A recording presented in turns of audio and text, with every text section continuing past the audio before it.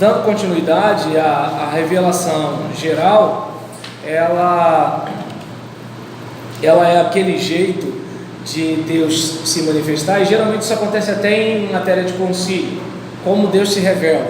Aí geralmente o candidato fala pela revelação geral e pela revelação especial. A revelação geral é através da natureza. Então é algo que a gente olha e percebe que existe algo maior do que nós.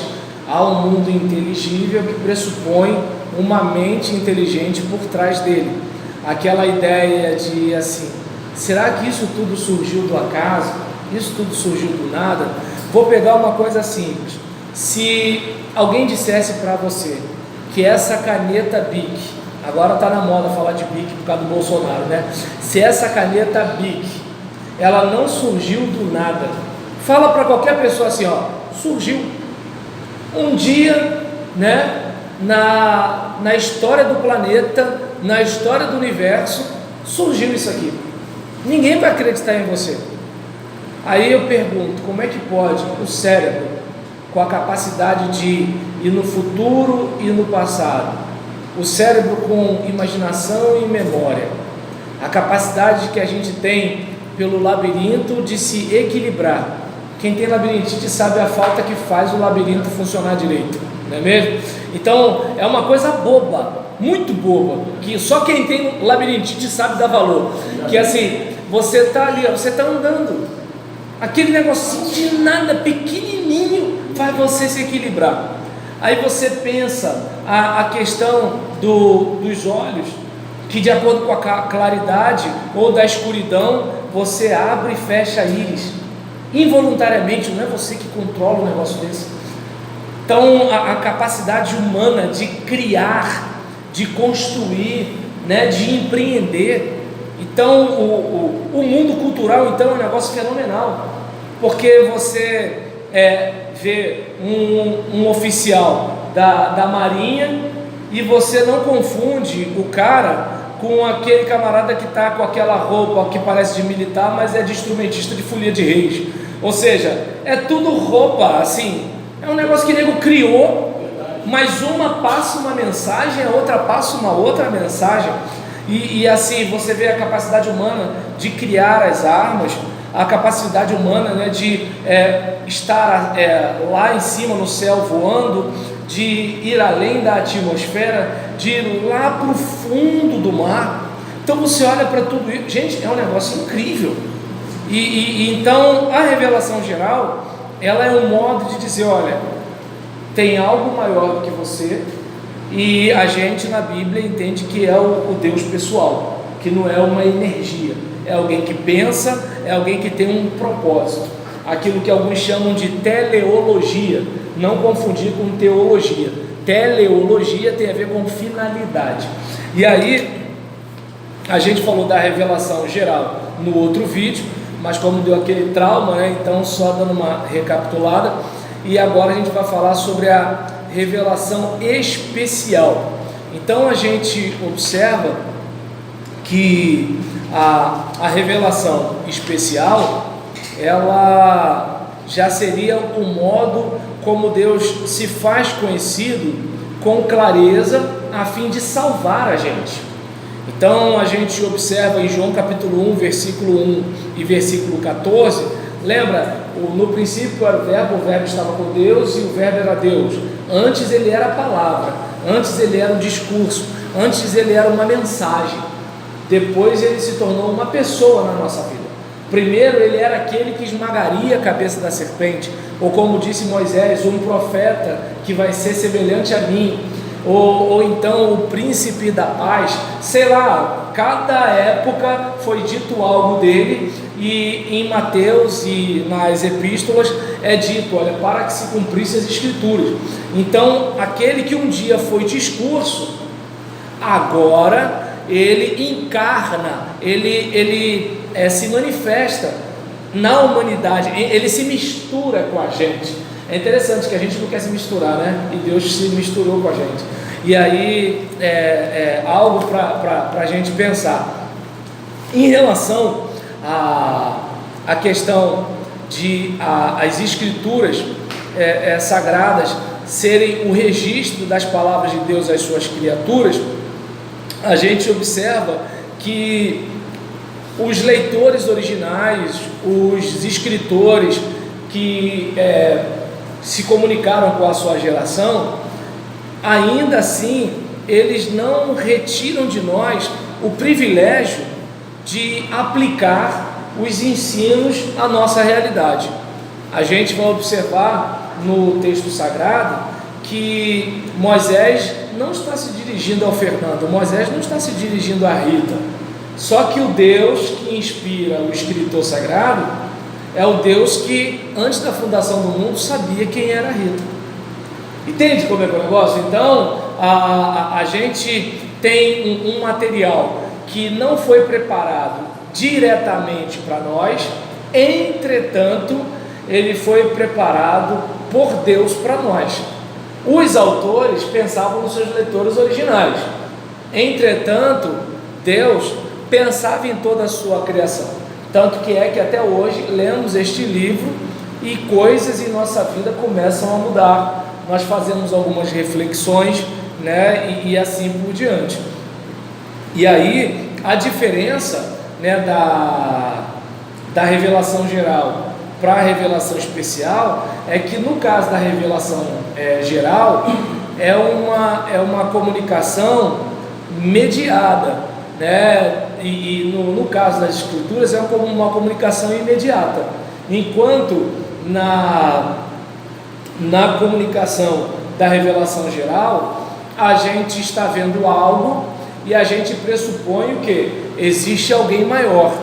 No caso da Bíblia, a Bíblia diz, esse alguém maior é o Elohim, é o Yahvé, né? É o El Shaddai. Esse alguém maior tem nome, né? A natureza não tem como dar um nome, a natureza só diz que tem alguém maior. As escrituras dizem quem é esse alguém maior, né? Então a gente observa aqui que essas formas, né, seja a encarnação ou seja as escrituras, não podem ser separadas. Por quê?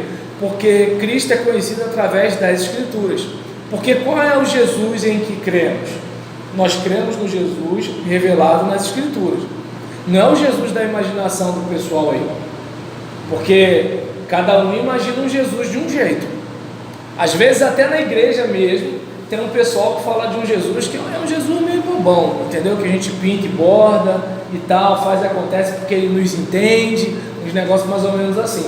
E quando a gente lê as escrituras, a gente percebe que esse Jesus, com esse Jesus o negócio é meio sério. Que nem alguns falam assim, meu pastor é Jesus.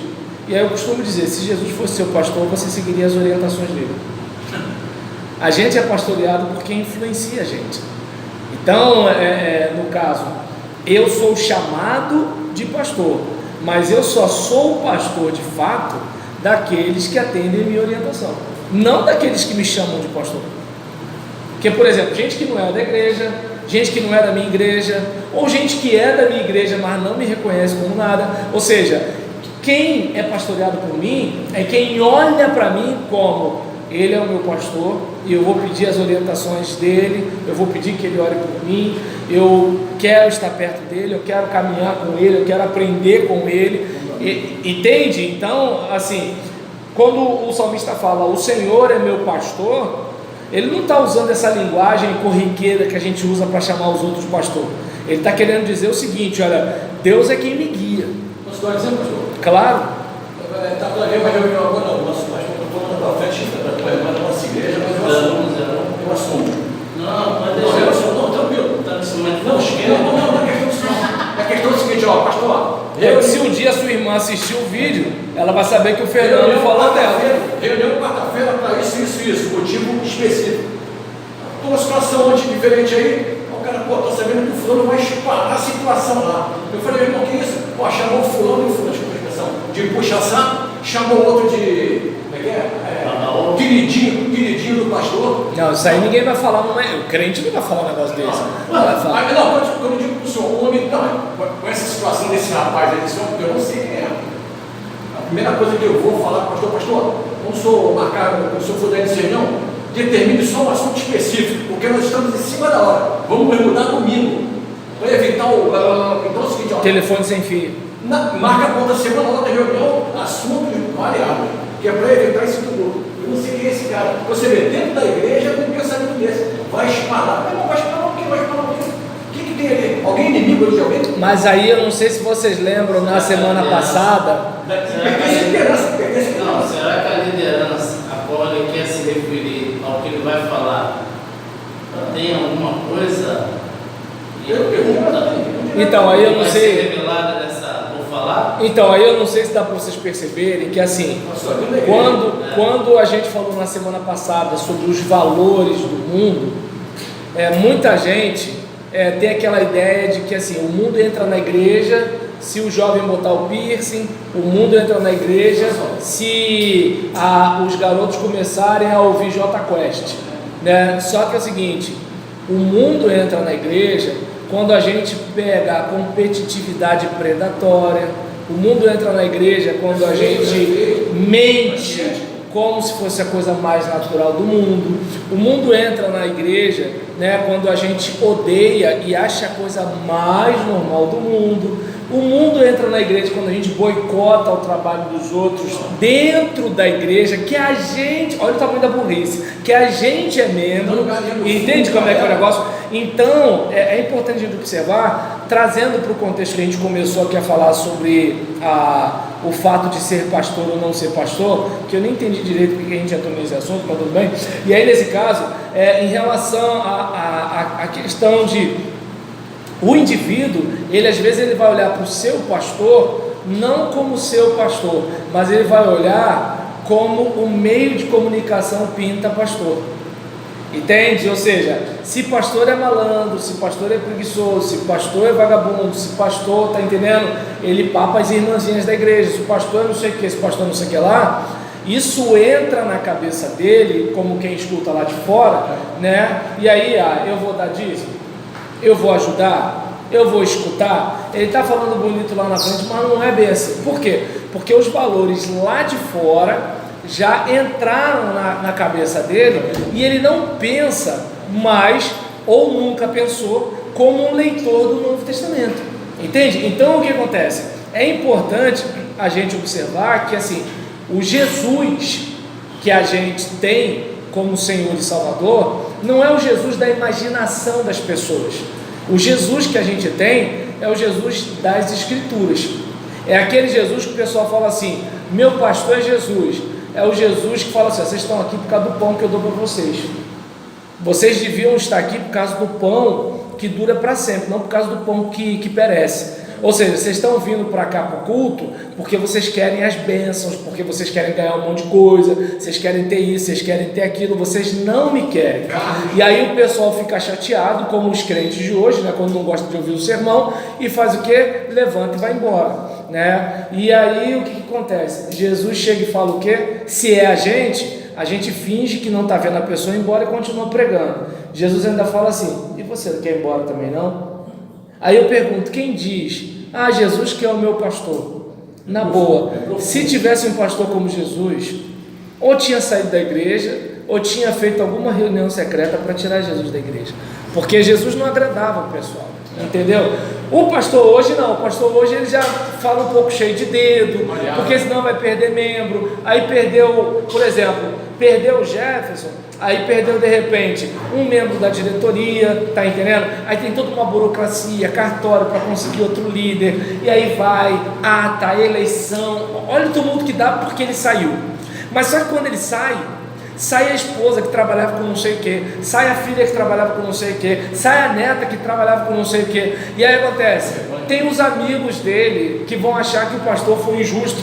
Então olha quanta coisa está em rolo. E Jesus não era preso a nada, Jesus só era preso à vontade de Deus. Está errado, está errado. Quer ir embora? Vai embora. Quer ir embora com ele? Vai embora com ele. Entende? Então é um tipo de situação que assim, é muito fácil alguém dizer meu pastor é Jesus, mas assim, eu fico pensando, se essa gente não consegue ser pastoreada com um pastor que fala cheio de dedo, pisando em ovos, sorrindo, né? Ô irmã, e tal, não sei o que lá. Daí você vê, ó, quanto pastor aí está se matando, tudo arrasado, a família destruída, um monte de coisa. Então, assim, porque pastor é ser humano, gente. Se você não amolar o machado fica cego. Fala, você. Não, mas tem pessoas que falam mesmo que o pastor é Jesus? Hã? Tem pessoas que falam mesmo. Tem, você pode procurar no Facebook, digita assim, ó, meu pastor é Jesus, deve aparecer até grupo. Se você vai no YouTube e digita assim, meu pastor é Jesus, vai no Google, meu pastor é Jesus, duvido que você não vai encontrar. Aí nesse caso, Para acrescentar ali, vai acrescentar mesmo ou é algum caos lá de o cravo brigou com a rosa? tem pastores que quando ele é feita uma substituição, ele sai de uma igreja, vai para uma outra igreja, às vezes as ovelhas vão junto, achando que é idolatrando. Não, e o problema não é nem os que vão para outra igreja atrás do pastor. O problema é os que ficam e ficam apurrinhando o pastor que substituiu. Pastor fulano não fazia assim, pastor fulano não fazia assim, pastor fulano não fazia assim. Eu não sou o pastor fulano miserável. Mas vamos lá. E aí nesse caso, né, voltando a dizer, né, que o Jesus, né, da teologia cristã é o Jesus da Bíblia, né? E aí nisso a revelação especial é uma revelação redentora, de acordo com Bruce Maune, né, de acordo com a citação aqui dos autores, o Espírito Santo ele torna efetiva a redenção de Cristo, subjugando nossa vontade rebelde e abrindo os nossos olhos cegos para crermos no Evangelho, capacitando-nos assim para entrar no reino de Deus e conhecê-lo verdadeiramente. Então, à medida que você vai tendo contato com as Escrituras, a rebelião do seu coração vai sendo combatida. E é um negócio, é nessa situação que você vai percebendo o seguinte: eu não me impressiono com alguém que ostenta no Instagram que estava orando e lendo a Bíblia. Eu não me impressiono, né? Instagram é uma rede social, uma mídia social.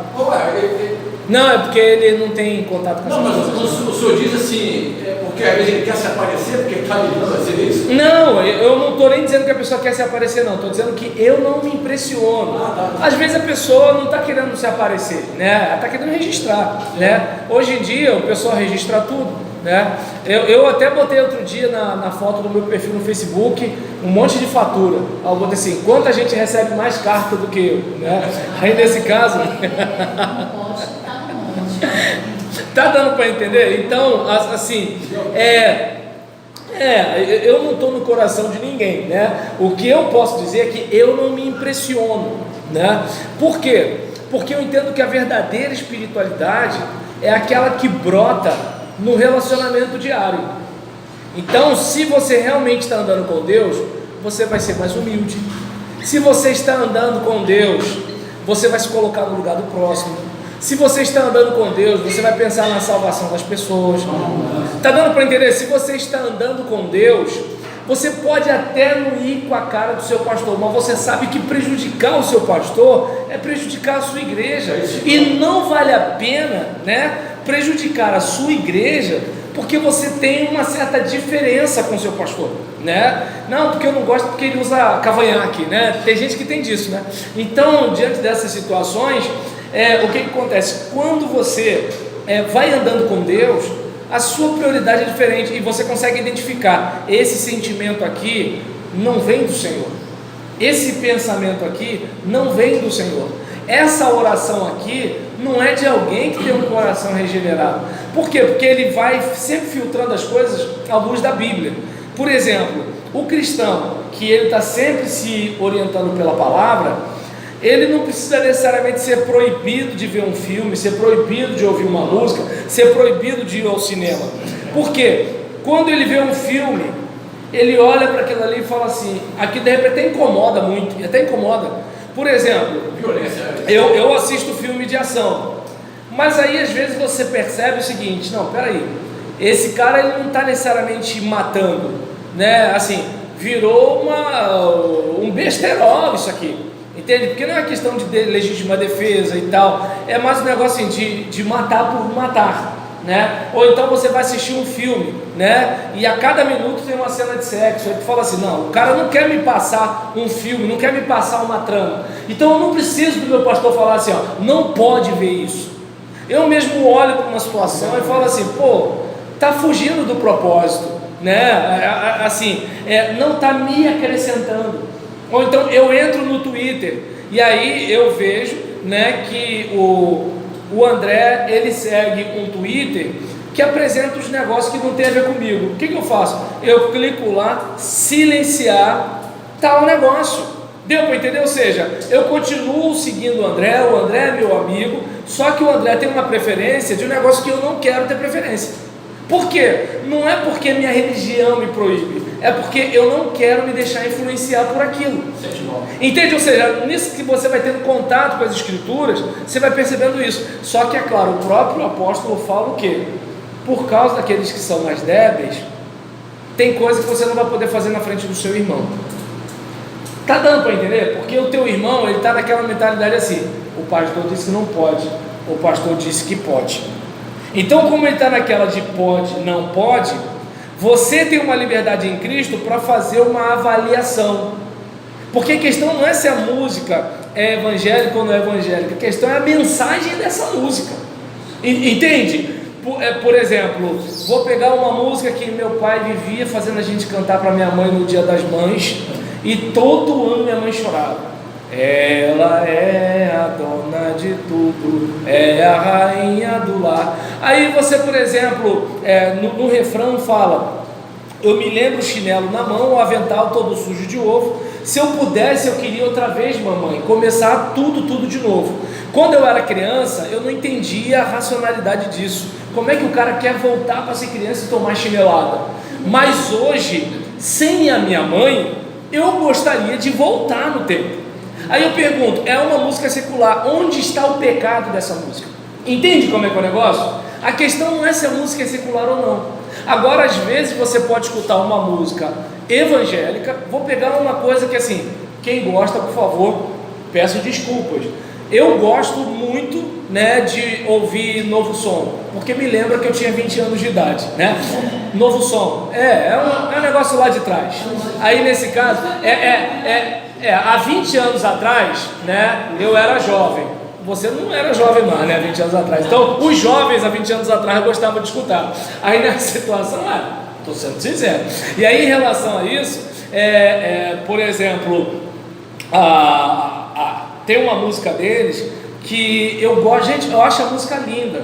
Só que teologicamente tem uma hora que ele fala: Jesus e o Pai lado a lado estão te pedindo uma chance só para tentar te fazer feliz. Gente, Deus é soberano. Deus não está pedindo nada. Um rei não pede, um rei manda.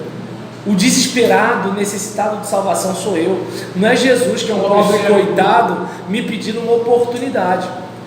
Eu estou aqui dizendo a música do Novo Som não presta, pelo amor de Deus, não estou falando isso. Eu só estou dizendo que assim, teologicamente, eu entendo que não dá para cantar.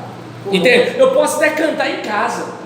Por exemplo, tem uma música do Ministério Ipiranga, né, que eu gosto demais, né, que eu não sei se a música é a Última Chance, que fala uma chance igual a esta, talvez eu não tenha mais. E aí chega no refrão, né, o compositor fala: eu quero nascer do teu espírito, eu quero matar a minha carne, né? E aí, por exemplo, para mim é complicado porque eu já nasci do espírito. Como é que eu vou cantar isso todo domingo à noite no culto? Tá dando para entender? Ou seja, existem coisas que você, à luz das escrituras, você faz uma reflexão, né? É como, vou pegar uma outra música, né? Coroamos a ti, Senhor. Coroamos a ti, Senhor. Mas deve ser por causa de Apocalipse, que os anciãos pegam as coroas, né? Eu não sei se aí tem que fazer uma interpretação, que eu não acho que é uma questão de você coroar alguém como você. Você era um príncipe, mas eu tenho autoridade de colocar uma coroa na sua cabeça. Eu acho que tem a ver com... Vamos ler o texto depois, né? E aí nesse caso, pelo amor de Deus, não estou defendendo a música, tá? Não estou defendendo. Aí eu só, assim, é que essas que eu estou falando, eu sei o que eu estou falando. Essa daí eu teria que pesquisar para não falar abobrinha. E aí, nesse caso, até porque não está aparecendo a sua cara, é a minha, né? No meu canal. E aí, exatamente. Então, diante da situação, por exemplo, vai lá e diz para quem, não sei o que lá, em relação à minha vida, avisa para aquela pessoa que eu estou de pé. O que acontece? Tem gente que torce contra mim, eu não vou ser ingênuo, eu acredito que tem sim. Só que é o seguinte, eu vou ficar esquentando a cabeça com quem torce contra mim, eu vou tocar minha vida, tá entendendo? E eu não tenho que crescer na vida para provar para quem quer o meu mal que eu sou alguma coisa. Gente, desce essa gente para lá. Essa gente já é infeliz por si mesma. Por quê? Porque quem está bem, né? Aí eu tenho que pegar uma frase, se eu não me engano, eu não entendo muito bem de música secular, mas eu acho que é do Charles Brown Jr., que fala: o homem que está em paz, é isso mesmo? Não quer guerra com ninguém. Olha como é que é o negócio. Eu peguei Charles Brown Jr., tá entendendo? Para fazer uma crítica a uma letra da Rose Nascimento. E eu não estou aqui dizendo, por exemplo, tem um monte de música dela que eu gosto, mas é que nem, por exemplo, eu votei no Bolsonaro, por causa disso eu vou concordar com tudo? Eu acho que o Queiroz tinha que chegar lá e dar o depoimento, eu acho que o Flávio Bolsonaro tinha que chegar lá e dar o depoimento, eu acho que a família do Queiroz tinha que ir lá e dar o depoimento, só que eu critico a mídia que não fala do André Siciliano, que tinha quase 50 milhões de movimentação atípica e está todo mundo olhando só para 1 milhão e pouco da movimentação atípica do pessoal do Bolsonaro. Então, entende? Assim, eu tenho que ser livre para fazer uma crítica e fazer uma reflexão. Lembra de ontem a gente falando sobre a teoria documental? Então, é um tipo de situação que, assim, a gente precisa ser livre para refletir. A gente não pode ser escravo, né, nem mesmo de um pensamento teológico que aparentemente é perene, aparentemente veio do céu, mas ele é produto de reflexão teológica ao longo da história da teologia. E aí, voltando para cá, deu para perceber a diferença de pastor diz que pode, pastor diz que não pode, e aquela mentalidade de à luz das escrituras, tem coisa que dá para eu fazer, tem coisa que não dá para eu fazer. Tem louvor que eu posso até gostar de cantar, como esse do Ministério Ipiranga, eu gosto de cantar em casa. Se for um louvor em que, assim, é um apelo para a salvação, eu até canto. Agora, no momento de louvor da igreja fica meio complicado. Como é que eu vou estar orientando a minha igreja, todo mundo cantar que quer nascer do Espírito? A gente parte do pressuposto que quem se converteu e está lá, foi batizado, já nasceu.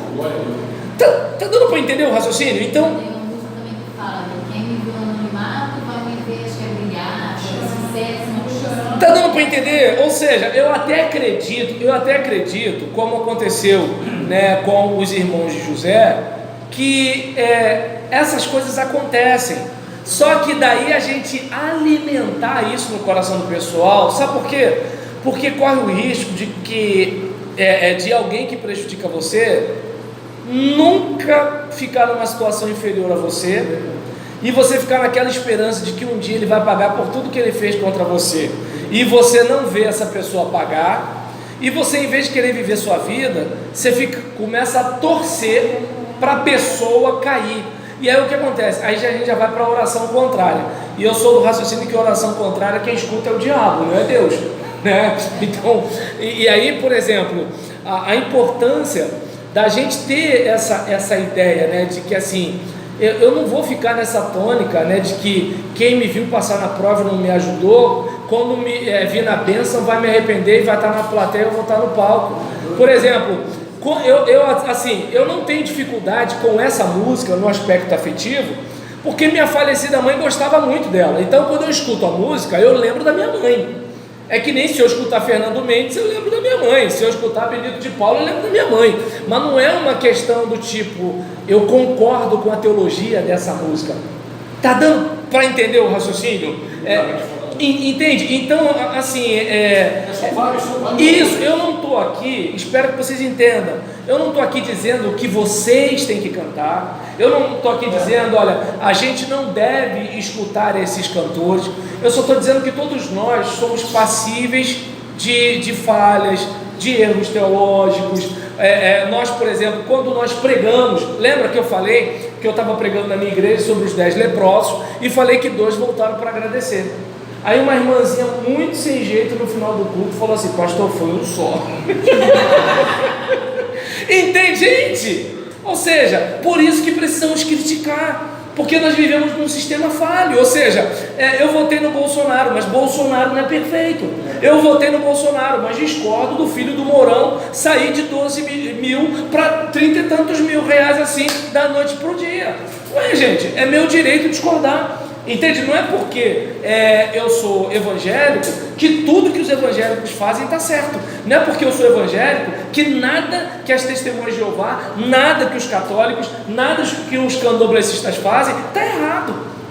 Está dando para entender? Ou seja, a gente tem que fazer uma análise. Só que para isso você precisa ter uma caminhada de Bíblia para poder perceber que assim, Deus se manifesta na criação.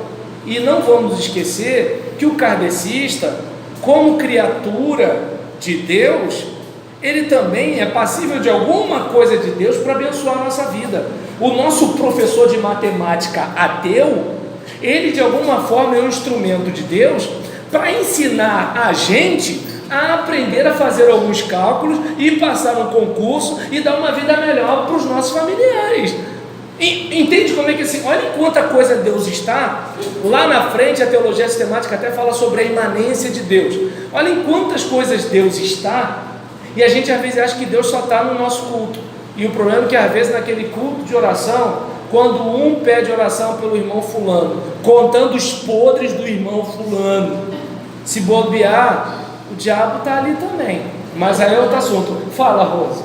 Não, só para falar que foram 10 leprosos, né? Desculpa, acabei falando demais, né, gente? Desculpa. Só para agradecer, né? Isso. Graças a esse que não estava nem mais leproso, eu fui curado. Isso. Só me botou para agradecer. Obrigado, a Rosa ainda está corrigindo, me corrigindo depois da correção. Tá vendo como é que nós somos? É desse jeito que a gente é, gente. Pedro também negou também, até então ele estava com Jesus. E Jesus não recriminou, o próprio Jesus falou: você vai me negar. Ser humano. Entendeu? Esses somos nós.